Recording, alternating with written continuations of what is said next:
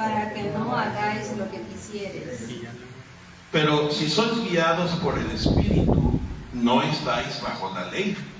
Y manifiestas son las obras de la carne, que son adulterio, fornicación, inmundicia, lascivia, Idolatría, hechicerías, enemistades, pleitos, celos, iras, contiendas, disensiones, herejías, envidias, homicidios, borracheras, orgías y cosas semejantes a estas, acerca de las cuales os amonesto, como ya os lo he dicho antes, que los que practican tales cosas no heredarán el reino de Dios. Mas el fruto del Espíritu es amor, gozo, paz, paciencia, benignidad, bondad, fe, Mansedumbre, templanza, contra tales cosas no hay ley. Pero los que son de Cristo han crucificado la carne con sus pasiones y deseos. Si vivimos por el Espíritu, andemos también por el Espíritu.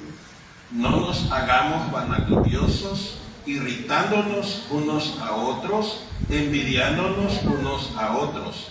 Hermanos, si alguno fuere sorprendido en alguna falta, vosotros que sois espirituales, restauradle con espíritu de mansedumbre, considerándote a ti mismo, no sea que tú también seas tentado. Sobrellevad los unos las cargas de los otros y cumplid así la ley de Cristo. Porque el que se cree ser algo, no siendo nada, a sí mismo se engaña.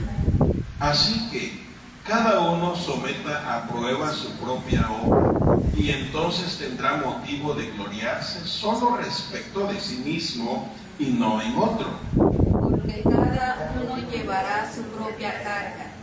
El que es enseñado en la palabra, haga partícipe de toda cosa buena al que lo instruye. No os engañéis, Dios no puede ser burlado, pues todo lo que el hombre sembrare, esto también segará. Porque el que siembra para su carne, de la carne segará corrupción, mas el que siembra para el Espíritu, del Espíritu segará vida eterna. No nos cansemos pues de hacer bien, porque a su tiempo segaremos si no desmayamos. Juntos, así que, según tengamos oportunidad, hagamos bien a todos y mayormente a los de la familia de la fe. Les vuelvo a leer 9 y 10. No nos cansemos pues de hacer bien, porque a su tiempo segaremos si no desmayamos. Así que, según tengamos oportunidad, hagamos bien a todos y mayormente a los de la familia de la fe. Ahora en Primera a Tesalonicenses, nuestro texto que nos toca compartir hoy, quise que leyésemos Gálatas porque encaja muy bien en el contexto de Primera Tesalonicenses capítulo 5, versículo 15, que dice así: mirad que ninguno pague a otro mal por mal, antes seguid siempre lo bueno uno para con otros y para con todos. Hoy hago la última entrega de estos dos, de este versículo, mejor dicho. ¿Se acuerdan que la semana pasada les compartía la primera parte que tiene que ver con que no paguemos mal por mal? Antes bien dice, hagamos el bien. El título de esta prédica es hagamos lo bueno unos a otros. Y el corazón del mensaje es este: una iglesia es ejemplar tanto como sus integrantes busquen el bienestar moral, espiritual y aún material de los demás. Repito, mis queridos hermanos, una iglesia es ejemplar tanto como sus integrantes busquen el bienestar moral, espiritual y aún material para con los demás. Este corazón del mensaje me parece a mí que es la respuesta al ruego que hizo el Señor Jesucristo en Juan capítulo 17, que ya tuvimos los domingos pasados por la noche. ¿Se acuerdan que hicimos 3 mensajes o compartimos 3 mensajes titulados Los ruegos del Señor Jesús? Y el primer mensaje sobre los ruegos del Señor Jesús tenía que ver con el ruego de Jesús para que todos los creyentes fuésemos guardados del mal y del maligno, obviamente. Que ninguno de sus hijos se pierda, decía él. Que ninguno de los que le siguen sean perjudicados alteramente fuera del control de Dios por Satanás. Y ahí les decía que Satanás no hace lo que quiere, sino lo que Dios le permite hacer, porque Jesús ruega por sus hijos que seamos protegidos. Y en el segundo mensaje de Juan 17 les entregué que Jesús rogó para que nosotros, sus hijos, supiésemos vivir en unidad, sin pleitos, sin disensiones, sin divisiones alguna, porque solo donde vivimos en la unidad del Señor, Dios envía bendición y vida eterna.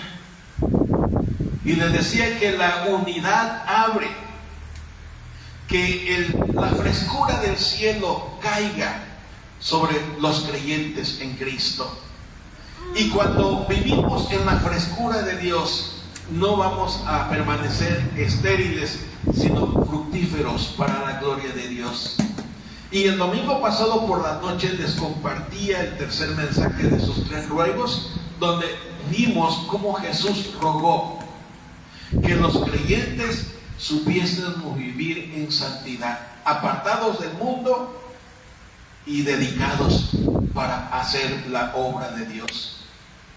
Separados del mundo, pero apartados por Dios para vivir en su gloria.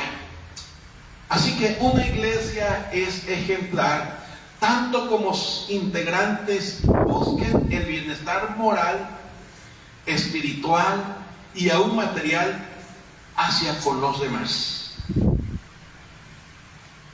Por ello rogó el Señor Jesús. Por ello pidió que viviésemos dedicados al Señor. Por ello pidió que viviésemos unidos en compañerismo, en fraternidad. Por ello pidió que fuésemos guardados de todo mal. Los escritos apostólicos nos motivan para vivir la vida de Cristo en nosotros, en nuestro pensar, en nuestro quehacer y en el trato para con los demás.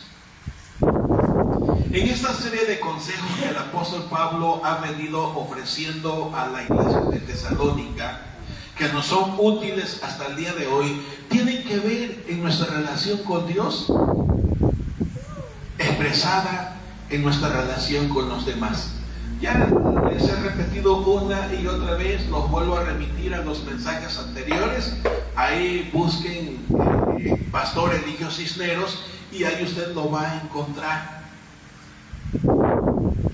La semana pasada le di la primera parte de este versículo, 1 Tesalonicenses 5:15, que miremos que nadie pague mal por mal a los demás. Y hoy dice, antes bien, seguid lo bueno uno para con otros y para con todos. Hoy quiero, mis amados hermanos, compartirles 3 pensamientos derivados de hagamos lo bueno unos a otros. Y este primer pensamiento, ¿por qué debemos hacer lo bueno unos a otros? La respuesta es, número 1, porque es la evidencia de la transformación que Dios ha hecho en cada uno de nosotros, que éramos pecadores, pero somos hechos nuevas criaturas. Vivíamos en las tinieblas, pero el Señor en su gracia entregó su vida en la cruz para que al arrepentirnos de nuestros pecados y al recibirlo en nuestro corazón como nuestro único y suficiente Salvador personal, pasáramos a su luz admirable, de la muerte a la vida. Dios está esperando que usted y yo, como sus seguidores, demos evidencias claras y concretas de que somos nuevas personas, nuevas mujeres y nuevos hombres, nuevas esposas y nuevos esposos, nuevas hijas y nuevos hijos.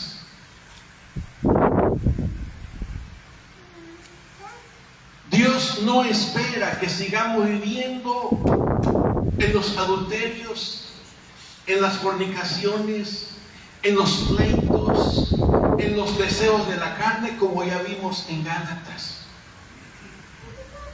Dios no espera que sigamos satisfaciendo el prurito o la comezón de nuestro corazón en querer hallar satisfacción física y material solamente, porque Dios nos ha transformado de hijos de ira en hijos suyos. Nos ha pasado de muerte a vida, de las tinieblas a su luz. Entonces Dios espera que vivamos diferentes a como vivíamos antes. Dios espera que vivamos diferentes a como viven los demás. Y como ya les he compartido en otros mensajes, esa diferencia se tiene que manifestar en nuestra manera de pensar, de ver la vida, de tratar a los demás, de nuestro diario quehacer.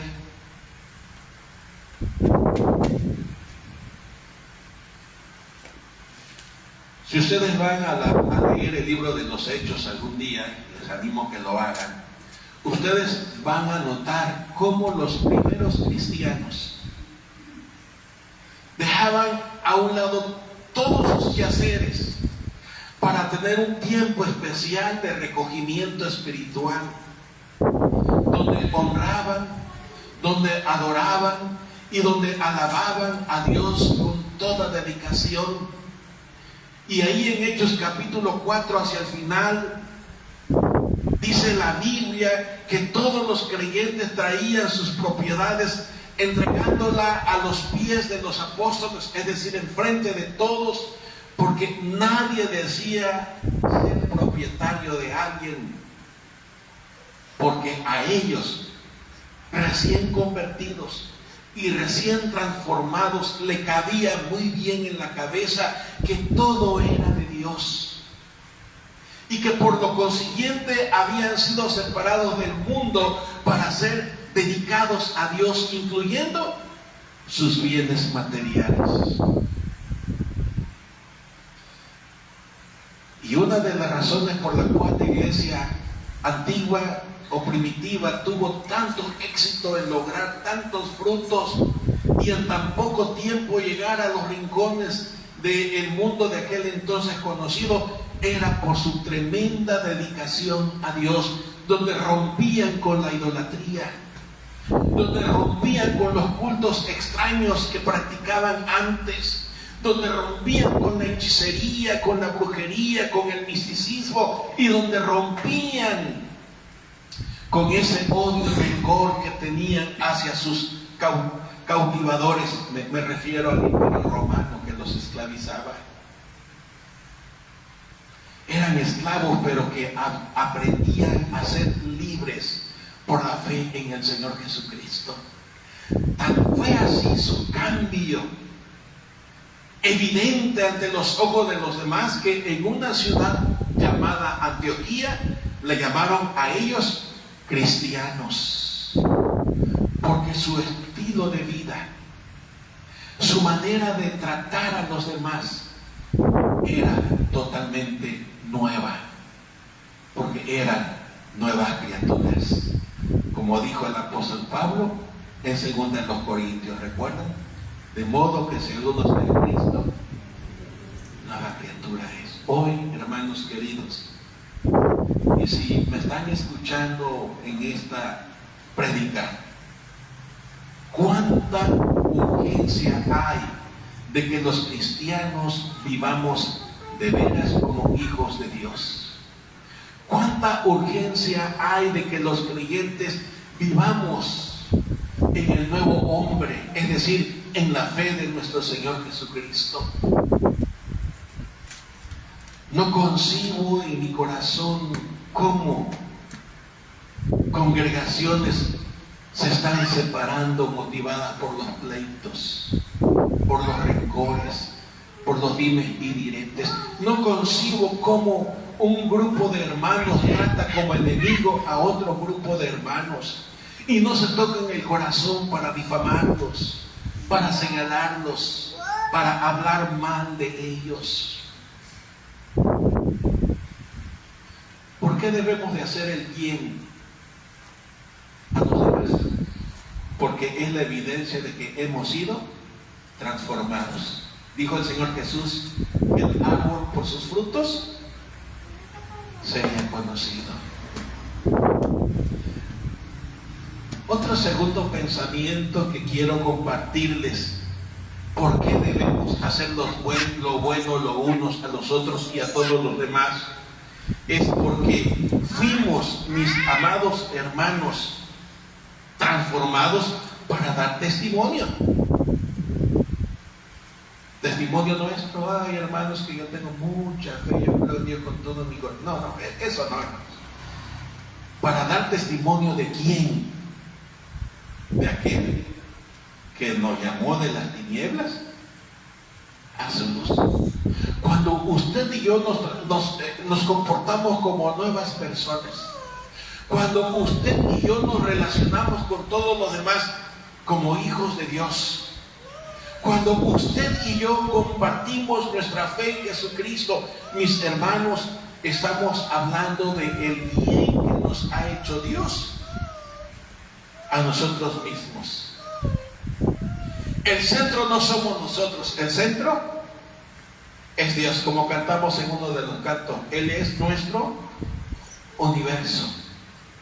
Sin Él no somos nada, ni somos nadie.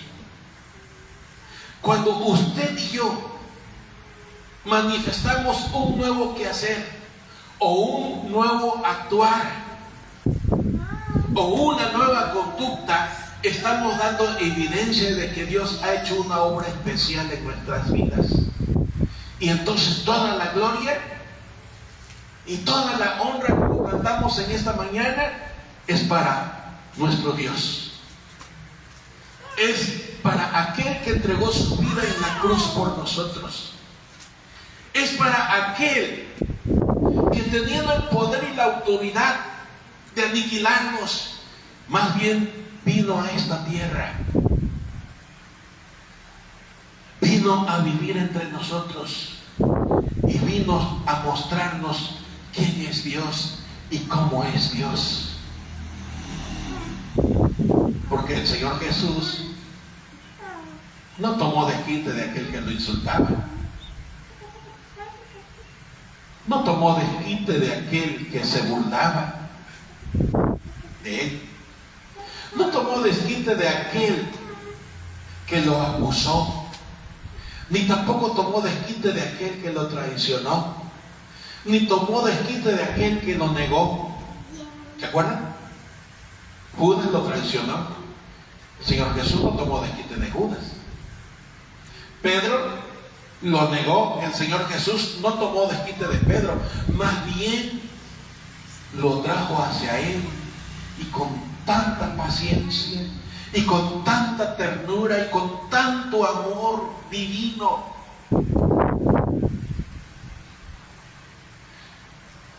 hizo pensar y reflexionar sobre lo que había hecho, no para hacerlo sentir culpable, sino para que viniera ante Él y se reconciliara con Él.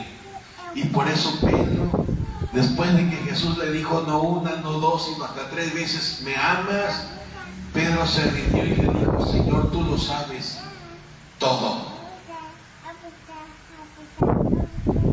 Y el Señor Jesús no lo condenó, sino lo restauró, lo abrazó con amor.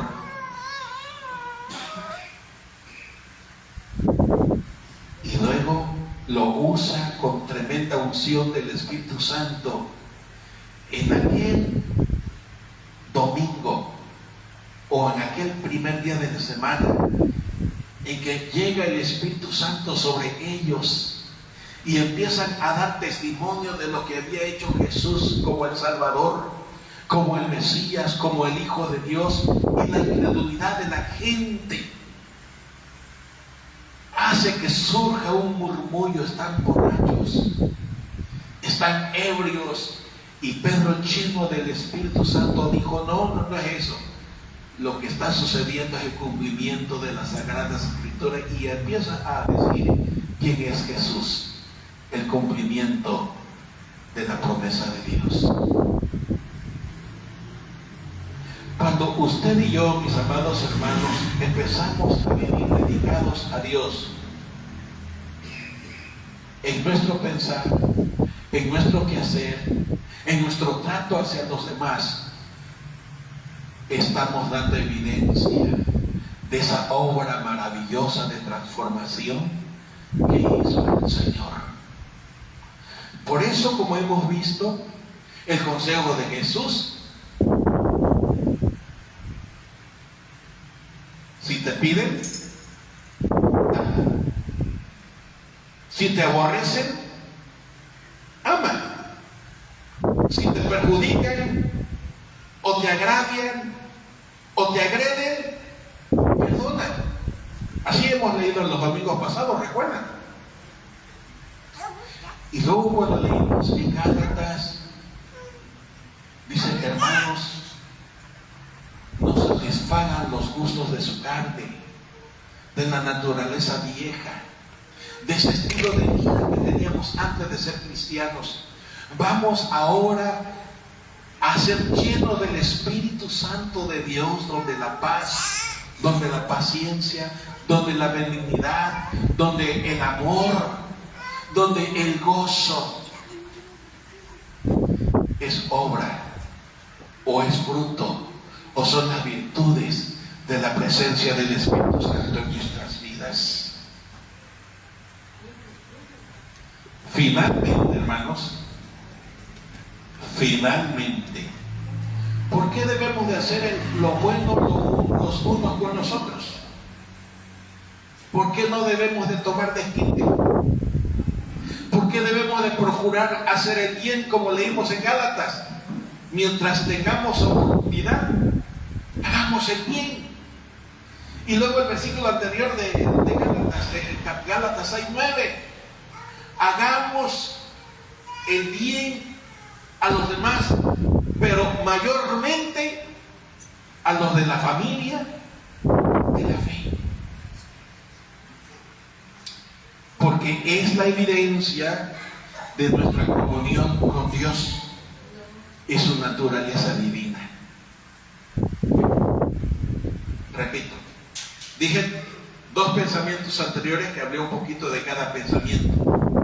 ¿Por qué debemos de hacer el bien a los demás o hacer lo bueno unos con otros? Número 1, porque es la evidencia de que fuimos transformados, fuimos hechos hijos de Dios. Éramos pecadores igual que los demás, hijos de la ira igual que los demás, pero ahora somos hechos hijos de Dios. Número 2, porque es la evidencia de que Dios está actuando en nuestras vidas y por lo consiguiente damos testimonio de sus virtudes, no de nuestra entrega, no de nuestra devoción, sino las virtudes de aquel que con amor, que con misericordia, que con gracia nos atrajo y en lugar de aniquilarnos, nos recogió. Y número 3, es la evidencia de nuestra comunión actual, permanente y presente con Dios. ¿Se acuerdan que en Juan 15 hemos leído que Jesús dijo: separados de mí, nada podéis hacer? ¿Cuántas veces hemos tomado decisiones sin consultar a Dios, hermanos? ¿Y cómo nos ha ido? Yo mismo he tenido que llorar amargamente como consecuencia de mis malas decisiones. Y normalmente nuestras malas decisiones nos llevan a pecar contra de Dios, hermanos. ¿Cuántas veces hemos tenido que decir: discúlpenme, perdónenme, no debí de hacerlo, me dejé llevar? ¿Se acuerdan? Sí. ¿Se acuerdan ustedes que lo ha hecho? Es que yo no quería gritar, pero de pronto se me encendió el genio y empecé a gritar, y ya lleno de enojo empecé a vociferar palabras deshonestas, injuriosas.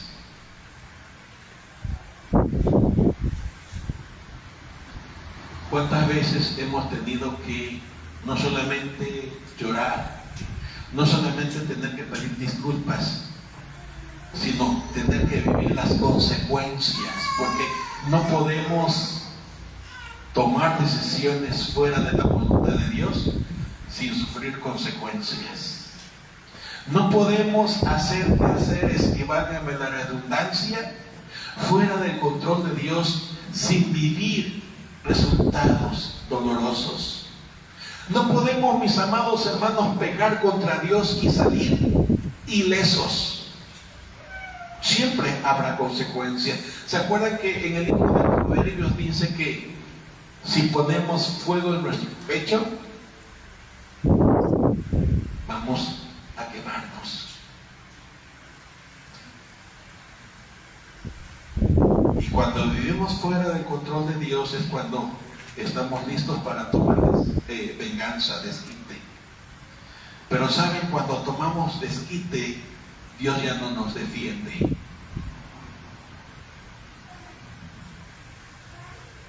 Por eso Pablo, escribiendo a los romanos en el capítulo 12, dice: no os venguéis, dejad la venganza, mía es la venganza, dice el Señor.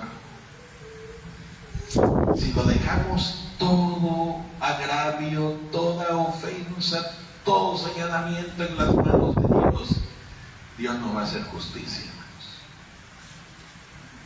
hermanos. Si hacemos bien hacia los demás, es el reflejo de que caminamos en buena relación con Dios. Es el reflejo de que estamos en buen compañerismo con Dios. Porque no se puede estar bien con Dios y estar mal con los demás. Y no se puede estar bien con los demás y estar bien con Dios en el sentido estricto del término. Porque muchas veces hacemos lo que nuestros amigos nos dicen, pero hay que recordar que el pastor Santiago dice que el que se hace amigo del mundo se constituye ¿en qué? En enemigo de Dios. Y la mejor manera de no hacerse amigo del mundo es constituirse en amigo de Dios. Y la mejor manera para ser amigo de Dios es vivir en su voluntad. ¿Y cómo le hago? Obedeciendo lo que dice Dios. Cuando obedecemos lo que dice Dios, hermanos, entonces no nos va mal, nos va a ir bien. Y usted me dirá: pero mira el pobre Job, que vivía en buena relación con Dios. Y se citó a Job porque lo acabamos de ver el viernes, ¿recuerdan?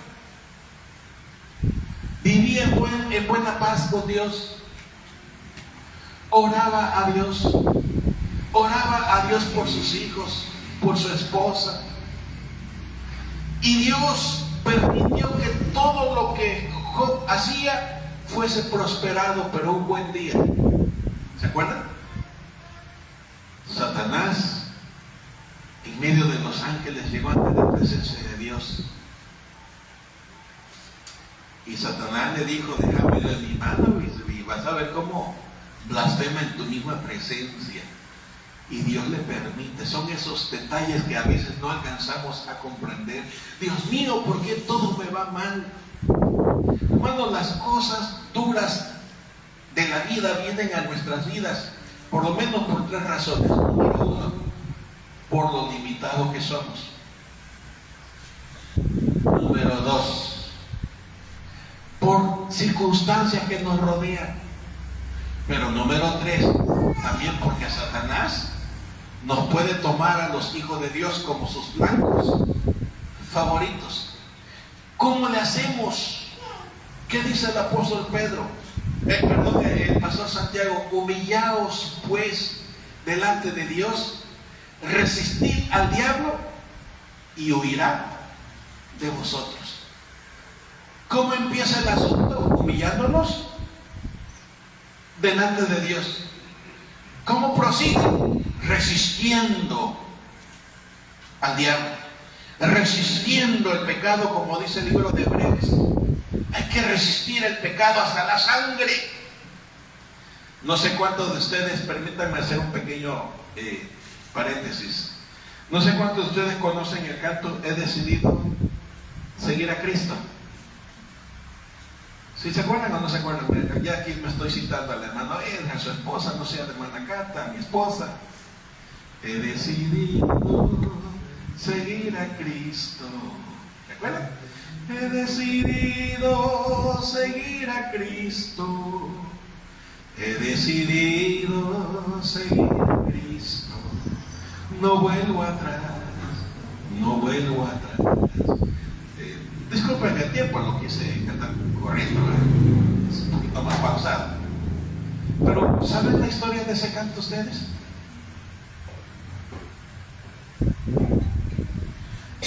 Hace años más, años menos, unos 200 años, llegaron unos misioneros al norte de la India. Hasta el día de hoy, la India es un país que tiene más de 1000 religiones. Ser cristiano en la India es ser perseguido, hermano. No, hombre, aquí estamos en la gloria, aquí nadie nos persigue. Mira quién viene a molestarnos. ¿Algún soldado viene a molestarnos aquí? Nadie. Nadie viene a molestarnos aquí. ¿Qué nos van a hacer brujería? No sé la situación del misticismo de la región, pero estamos en las manos del Señor Jesús. Bueno, llegó la fe del Evangelio al norte de la India, a cierto pueblo. Y entonces una familia se convirtió.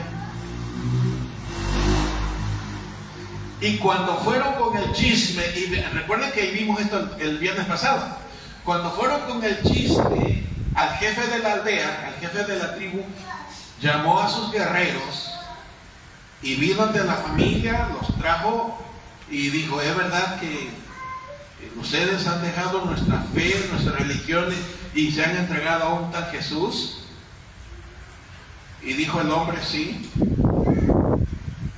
Tienes que renegar de eso, si no voy a ejecutar a tu familia. Y ordenó a sus arqueros, no estamos hablando de fusiles, de flecha y arco, ordenó a sus arqueros que mataran a sus 2 únicos hijos.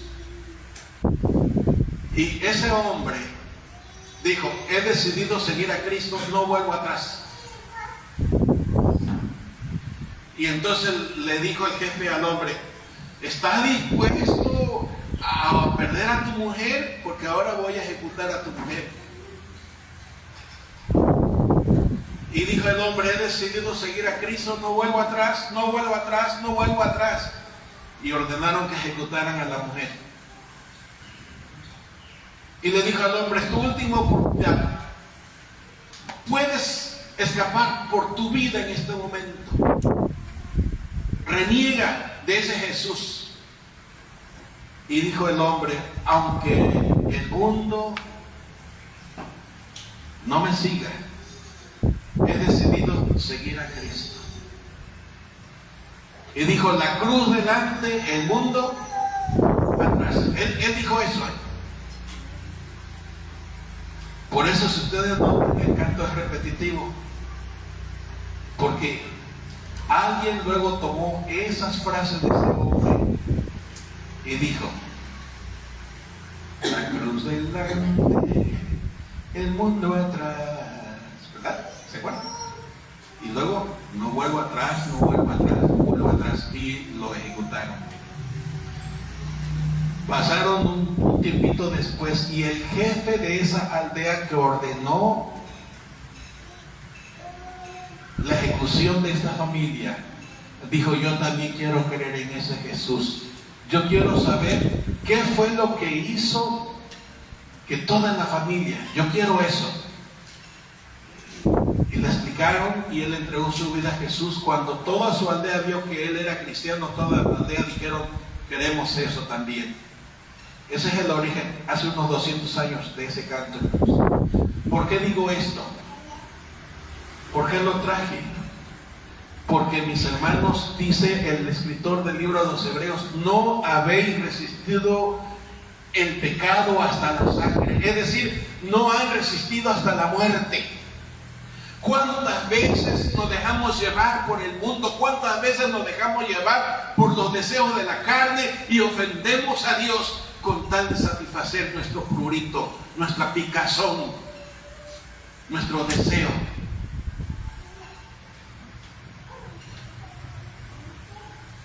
Porque no hemos dicho no.